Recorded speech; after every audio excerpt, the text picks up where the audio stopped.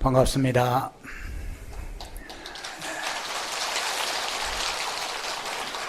박수를 시원하게 치셔야 건강하신 겁니다.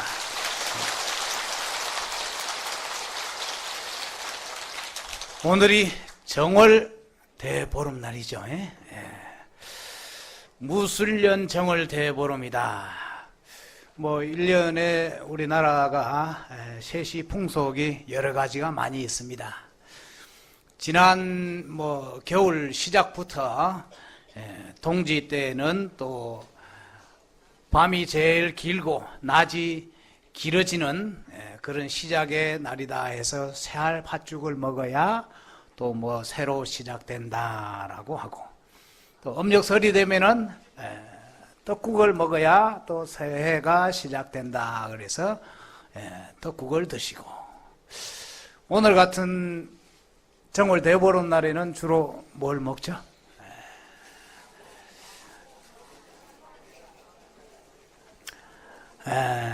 약식, 오곡밥, 또 묵은 나물, 아침에 기발기술이라고 또 술을 조금 한잔 하셔야 1년 내 귀가 밝아진다라고 하고, 부름을 먹어야, 딱딱한 부름을 먹어야 올 한 해 부스럼이 없이, 옛날에는 부스럼 이런 게 많이 생겼거든요. 그 부스럼이 없이 한 해 동안 건강해진다라고 하면서, 원래 또 정월 대보름이 1년 농사에, 농사 짓는 사람들은 농사가 시작되는 지점이 이제 정월 대보름입니다. 그래서 그러한 것들을 먹으면서 한 해의 농사가 잘 되기를 바라고, 또 한 해 건강하기를 기원하는 그런 날이 또 정월 대보름이고, 이 정월 대보름 날 달집을 태우면서 둥그고 큰 저 대보름달처럼 복덕이 또 한없이 들어오라는 그런 의미의 기도도 드리는 그런 풍습들이 있습니다. 아침에 이렇게 집에서 대보름이라고 특별히 해서 잘 드셨습니까? 우리 또 주의스님께서 넉넉하게 도순사에 공양들을 준비를 해서 여러분들이 함께 하실 수 있는 그런 또 공양이 다 준비가 되어 있습니다. 이렇게 넉넉하고 또 행복한 날이 정월 대보름인데, 우리 또 절에서는 또 수행을 하시는 스님들이 10월 15일부터 결제 수행, 선방에 수행하시는 스님들이 3개월간 동안그 결제를 하고 오늘 그 해제를 하는 날이기도 합니다. 그래서 제방의 큰 스님들, 방장 스님들을 모시고 큰 법문을 듣고 또 3개월 수행을 했던 그러한 수행의 노력을 점검하고, 또 해제 기간에 더 큰 선지식을 찾아가서 또 질문도 하고 더 큰 공부를 하기 위해서 또 새로 나서는 그런 달이기도 합니다. 그런데 대개 이제 설이나 이렇게 음력설, 이렇게 또 정월 보름 이렇게 지나고 하면은 또 올 한 해는 어떻게 될 것인가 라고 또 궁금하죠. 그래서 작년에는 어찌 했는데 올 한 해는 내가 하는 일이 잘 될까 말까 이런 하고, 또 지난 2월 이제 거의 한 달 정도가 다 되어 갑니다만, 이제 입춘이란 게 또 우리는 중요하게 있죠. 그래서 입춘 대길도 붙이고 여러 가지 또 풍습이 있는데, 역술에서 보면은 이 입춘으로부터 올 한 해를 또 시작한다고 이렇게 생각을 하거든요. 근데 이런 때 되면은 올 한 해 어떻게 될 것인가 하고 되게 여러분들이 요즘에는 잘 안 하시겠지만은 제가 어렸을 때만 하더라도 시골이나 또 다 어른들이 올 한 해 어떻게 될 것인가 궁금해서 대부분 토정 비결이나 또 어디 가서 물어보거나 이런 걸 많이 봅니다. 토정 비결 보면 되게 내용들이 어떻습니까? 조금은 이러한 구설수나 어려움이 있을 수 있겠으나 잘 노력하면은 그러한 것을 극복할 수 있다. 주로 대부분의 이야기들이 그렇게 긍정적인 이야기로 적혀져 있습니다. 거기에 보면은 네가 올해 큰 변을 당해서 도저히 헤어나올 수 없는 그런 일이다라고 이렇게 돼 있는 건 없습니다. 그래도 보면은 어려움이 있을 수 있으나 조금 극복할 수 있다라는 이런 이야기들로 적혀 있습니다. 뭐 보통 세상의 진리가 다 그렇습니다. 아무 일 없이 편안하게 내가 매일매일 살아가기를 바라지만 세상에 그런 게 어디 있습니까? 조금은 어려움이 있어도 참고 견디면서 살아나가다 보면은 그곳에 훌륭한 진리가 있고 또한 성취의 노력의 결과가 있다라고 이렇게 표현하는 말이 바로 우리 사바세계라는 말이거든요. 이 토정비결을 지은 이지함 조선 중기의 학자이고 또 정치가인데 실제로는 이분이 뭐 역술이나 뭐 이런데 그 주로 하셨던 분이 아니고 많은 사람들을 위해서 정치를 하고 뭐 공부를 했던 이런 분이었다고 합니다. 근데 이분의 이야기 중에 재미난 게 있습니다. 여러분이 궁금해 하시는 것처럼 세상의 모든 이치 또 저 사람의 길흉화복을 다 훤히 볼 수 있는 그런 지혜가 있었다. 근데 이분께서 여러 사람들을 만나면서 당신을 보니까 지금은 굉장히 부자이고 잘 사는데 당신을 보니까 3년 후에 폭삭 망하게 생겼다 하고 본대로 그대로 이야기를 해줬어요. 또 어떤 사람을 만나서는 당신은 지금 굉장히 어렵고 고생을 하고 있는데 한 3년 지나면은 크게 운이 트여서 잘 될 것이다. 라고 또 그 사람의 앞날을 다 예언을 할 수 있어서 그렇게 가르쳐 줬다는 거예요. 그리고 한 3년 지나서 그렇게 가르쳐 줬던 사람들을 가서 만났어요. 어떻게 되었을까요? 큰 부자였던 사람, 3년 후에 망하겠다라고 한 그 사람은 그 이야기를 듣고는 그때부터 아이고 3년 후에 망할 건데 내가 그냥 있는 거 흥청망청 쓰고 뭐 그냥 내 편한 대로 기왕 망할 건데 다 그냥 내 마음대로 지금 뭐 그냥 노력할 거 없이 그냥 다 이렇게 하자라고 그렇게 흥청망청 사는 거예요. 그럼 어떻게 됐겠어요? 망했겠죠, 당연히. 근데 3년 후에 큰 부자가 될 것이다, 큰 운이 트일 것이다 라고 일러주었던 사람은 또 어떻게 되겠어요? 그 사람을 만나봤더니 그 사람은 그래도 성실히 열심히 살았던 사람인데 이렇게 훌륭한 예언을 해주는 사람이 3년 후에 크게 이게 대운이 트인다는데 그날부터 그냥 힘들이지 않고 3년 동안 그냥 놀고 먹은 거야, 그 사람도. 가만히 기다리면 대운이 트인다는데. 그러니 또 어떻게 됐겠어요? 그 사람도 망했어.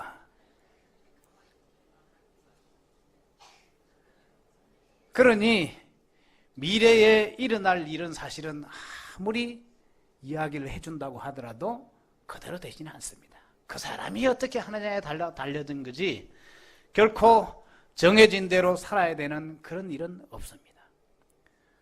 망한다고 했던 사람도 망했고 부자가 됐다고 했던 사람도 망했어. 왜? 노력을 하지 않았기 때문에. 그걸 차라리 모르고 또 마음 쓰고 기도하고 열심히 살았다면 달라질 수 있는데 그 결과를 알고 나면은 내가 그렇게 될 것인데 지금 뭘 할 게 뭐가 있느냐라고 이렇게 생각을 해버립니다. 그러다 보니까 이것도 저것도 아무것도 안 된다. 그래서 결국은 이 토정 이지함 선생이라는 분이 원래 저희 비서라고 해서 책을 다 인간의 기륭화복을 점칠 수 있는 비서를 다 만들었었는데 그걸 갖다가 불질르고 이건 세상 사람들에게 하등에 도움이 안 된다.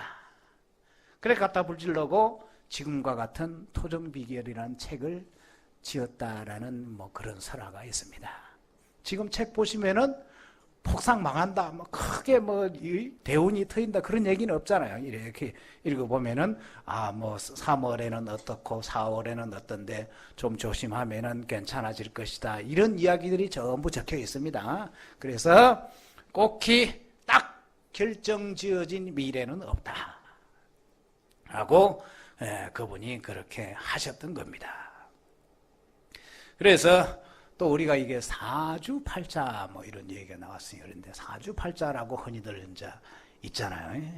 근데 가끔 이제 어리석은 사람들이 절에 와서 뭐 스님들한테 뭐 이런 걸 저런 걸 봐달라고 그러는데, 스님들은 그런 거 보는 사람들이 아닙니다. 그 사주팔자라고 되어 있는 그대로가 4개의 기둥과 8자의 글자라고 이제 말 그대로 그겁니다. 사주팔자. 사람마다 다 생년, 생월, 생일, 생시라는 게 있습니다.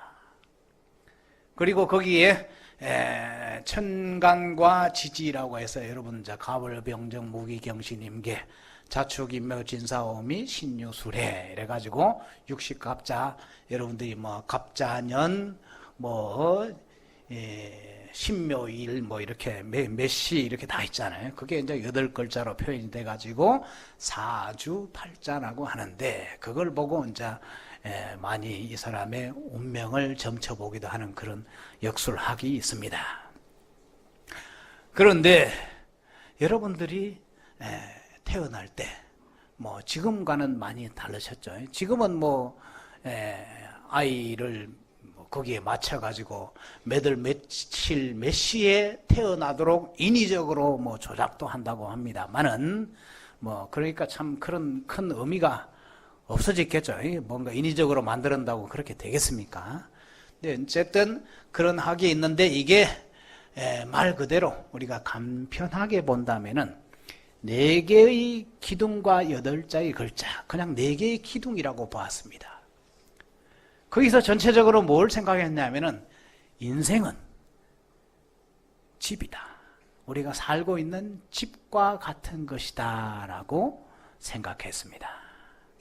그래서 이 인생은 집인데 내가 태어나는 그 자체는 4개의 기둥이란 걸 가지고 있습니다. 그거는 내가 어떻게 선택하고 내가 노력하고 할 수 있는 이런 영향력은 거의 없습니다. 내가 대한민국의 누구 집 아들로, 부잣집 아들로, 요즘 말로 흙수저, 금수저 집 아들로 태어나야 되겠다, 그 집 딸로 태어나야 되겠다, 내가 마음먹고 정해서 태어난 건 아닙니다. 하지만 내가 살다 보니까 대한민국의 어느 땅에 누구 집에 김씨네 아들로 이렇게 딸로 살고 있더라 이거죠. 그거는 내가 선택한 게 아니에요. 그게 바로 하나의 4개의 기둥이라고 보았습니다. 하지만 인생을 살아나가는 과정은 기둥 4개만 있다고 해서 집이라고 하는 사람은 아무도 없습니다. 그렇죠? 하나의 집이 완성되기까지는 기둥뿐만이 아니라 벽도 있어야 될 것이고, 우리 같은 보일러도 넣어야 될 것이고, 벽지도 발라야 될 것이고, 지붕도 이어야 될 것이고, 또 그 집이 생명을 다하기 위해서는 그 안에 사람이 살아야 됩니다. 집도 안 살고 방치하면 썩잖아요. 살고 움직이고 노력하고 끊임없이 따듬고 해 나가야 살아있는 집이 되고 또 훌륭한 집이 됩니다.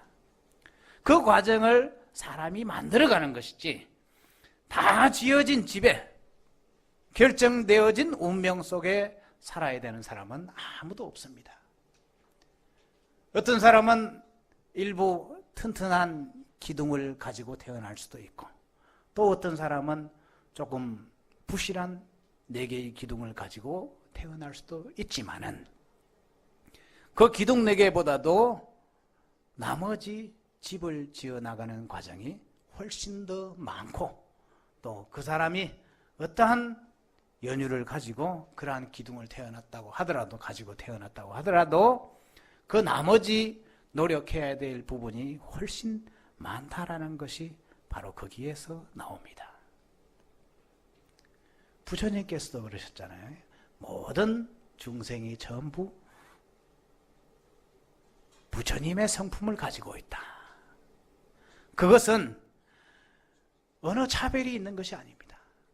뭐 기둥이 부실했다고, 기둥이 튼튼하다고, 아무리 부자라고 노력하지 않으면 망하게 되는 것이고, 아무리 가난한 사람도 노력하지 않으면 그곳에서 벗어날 수가 없다. 하지만 누구나 노력하고 열심히 살면은 자기가 목표로 한 바를 다 성취할 수 있다. 그 목표로 하는 바 중에 이 세상 사람들 중에 가장 큰 거, 뭐 단순히 부자가 되고 뭐 좋은 데 취직하고 뭐 그 다음에 좋은 자리에 오르고 이런 차원이 아니라, 부처님께서는 이 인류의 이 생명, 모든 중생들의 가장 큰 그릇이, 가장 크게 이룰 수 있는 것이야말로 바로 깨달음을 이루어서 부처님의 성품을, 본래 성품을 되찾는 것이 가장 큰 것이라고 했습니다. 거기에는 어떤 차별도 있을 수 없습니다. 어떤 기둥도 있을 수 없습니다. 요즘엔 다 자동차를 타고 다니시지만은 그 자동차에 아까 말씀드린 것처럼 기둥 4개처럼 바퀴 4개만 있다고 해서 자동차라고 하는 사람은 아무도 없습니다. 자동차는 약 2만 5천 개의 부품이 조합이 되어서 자동차가 되어서 또 사람이 운전을 해야 굴러가게 되어 있습니다. 마찬가지로 그 4바퀴만 가지고 이게 무슨 뭐 자동차라고 할 수 없듯이 운동장에 기둥 4개만 있다고 해서 그걸 집이라고 할 수 없는 겁니다. 내가 노력하고 나가야 되는 그런 일들이 훨씬 많습니다. 세계적인 그 유명한 문학가인 톨스토이라는 사람은 이런 이야기를 했습니다. 그의 책 중에 3가지 질문이라는 그런 책이 있습니다. 그 책 내용에 보면은 어느 왕이 아마 성자, 지혜로운 그런 가르침을 주는 성자를 찾아가서 질문을 했습니다. 이 세상에서 가장 중요한 때는 언제이며, 이 세상을 살아가면서 그 다음에 가장 중요한 사람은 누구이며, 또 가장 중요한 일은 무엇입니까? 라고 이렇게 질문을 했습니다. 그 성자가 뭐 하루 종일 이렇게 일을 하다가 나중에 이제 그 왕에게 답해 주기를, 이 세상에서 가장 중요한 때는 바로 지금이며, 뭐 과거에 10년 전에 30년 전에 그때 내가 어떻게 했을 걸 하는 아쉬움들이 다 있지만은 그건 흘러간 것이고, 앞으로 미래에 어느 때에 내가 무엇을 해야 될 것인가라고 계획을 하고 있지만은 그거는 그때 일인데, 제일 중요한 것은 시간은 바로 지금이다. 그 다음에 가장 중요한 사람은 무엇이냐라고 하는 질문에는 바로 내 앞에 있는 그 사람이, 내 옆에 있는 현재 오늘 내가 만나고 있는 그 사람이 가장 중요한 사람이다. 그 다음에 가장 중요한 일은 무엇인가라고 했을 때 그게도 이제 부처님의 자비사상처럼 나옵니다. 가장 중요한 일은 내가 오늘 만나고 있는, 바로 내 앞에 있는 그 사람에게 내가 선행을 베푸는 일이 가장 중요한 일이다. 그렇게 살아간다면은 어느 사람이든지, 부자이든지 가난한 사람이든지 어느 기둥을 가지고 태어난 사람이든지 누구든지 다 훌륭한 성자의 길을 갈 수 있고 성공할 수 있다. 그래서 끊임없이 베푸는 것이 가장 지금 만나고 있는 사람에게 하는 일 중에 제일 중요한 일이다라는 이런 책의 내용이, 정월달 절에 되면은, 정월 보름이 지나면은 방생을 많이 가죠. 방생은 뭡니까? 그야말로 가장 중요한 일처럼 베푸는 거잖아요. 놓아준다. 방생의 반대말이라고 굳이 한다면은 살생이 되겠죠. 살생은 업보를 짓는 일이지만은 방생은 내 복덕을 짓는 일이다. 그래서 내 앞에 있는, 또 현재 나에게 가장 큰 중요한 일, 중요한 사람, 그게 바로 또 하나의 방생일 수 있습니다. 그래서 도선사절에서 아마 다음 주 3일 후에 양력 5일날 강화 보문사로 방생을 갑니다. 여러분 정월달 지나면은 또 이렇게 사찰에 가서 방생도 하고 또 저기 방생이란 게 뭐 널리 여러 가지 방생이 있겠지만 여러분들이 이 정월에 말 그대로 기원 드리는 셋이 풍속과 더불어서 복덕을 짓겠다는 그런 행을 해야 올 한 해도 또 앞으로 다가올 미래에도 여러분들의 삶에 풍족하고 넉넉하고 복덕이 함께 할 수 있는 그런 기원의 법회 자리이기 때문에 동참하세요. 뭐 별로 대답이 없네. 방생 가실 때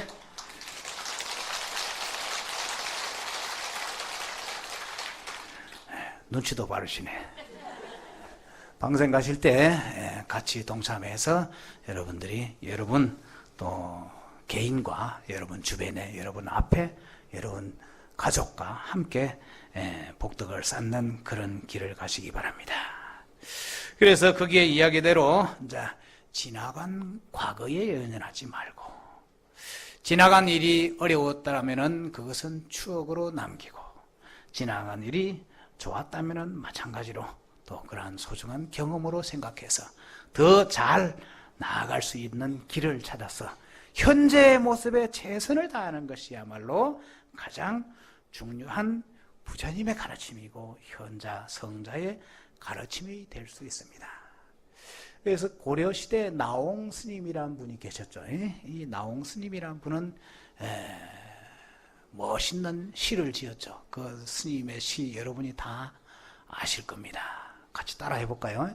청사는 나를 보고 말없이 살라하고 창공은 나를 보고 티없이 살라하네. 탐욕도 벗어놓고 성냄도 벗어놓고 물같이 바람같이 살다가 가라 하네. 조금만 더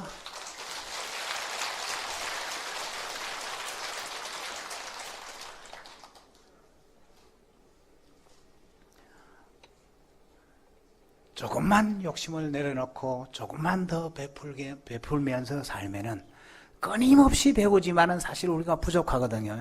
이렇게 해야 되는데 다 하지 못하는 것. 진짜 큰 보시는 이게 내가 보통은 사람들이 나에게 무언가 생기고 덕이 생기고 지위가 오르고 하면은 기쁘지만은 사실은 베풀어주면은 그게 더 큰 기쁨이 있습니다.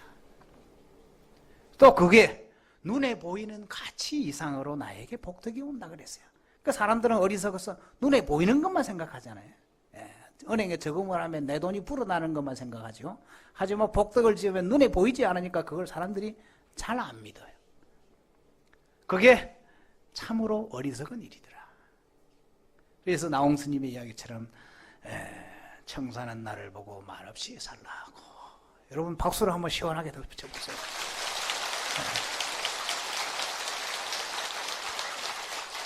오늘 정월 대보름날 많이 오셨고 박수도 시원하게 쳤으니까 제가 노래를 한 곡 하고 싶은데 괜찮겠습니까?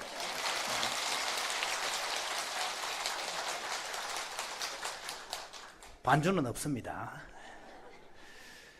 사랑도 부질없어 미움도 부질없어 청사는 나를 보고 말없이 살라하네. 탐욕도 벗어버려 성냄도 벗어버려 장공은 나를 보고 티없이 살라하네. 버려라 헐헐 벗어라 헐헐 사랑도 헐헐 미움도 헐헐 버려라 헐헐 벗어라 헐헐 탐욕도 헐헐 성냄도 헐헐헐헐헐헐.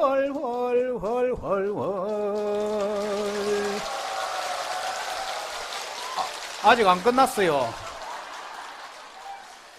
물같이 바람같이 살다가 가라네. 아, 물같이 바람같이 살다가 가라네.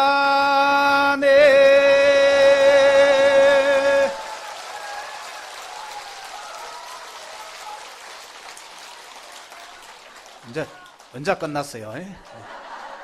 이제 여기 노래 잘하시는 우리 도선사 합창단 이게 깨꼬리 같은 보살님들이 있는데 제가 노래를 불러서 좀 쑥스럽네요. 멋있는 시지 않습니까? 그래서 나홍 스님의 시처럼 탐욕도 벗어놓고 성냄도 벗어놓고 물같이 바람같이 살다가 가라하네. 여러분 올 한해도 이와 같이 푸근하고 넉넉하고 또 베푸는 그러한 삶, 또 다음 주에 방생도 여러분 다 같이 동참하시고 함께 보시하고 베풀고 나누면서 살아가다 보면 여러분의 모습이 부처님과 관세음 보살님과 점점 닮아갑니다. 그래서 여러분들의 마음에 항상 부처님의 가피가 보름달처럼 둥글둥글 크게 함께 하시길 축원드리겠습니다. 성불하십시오.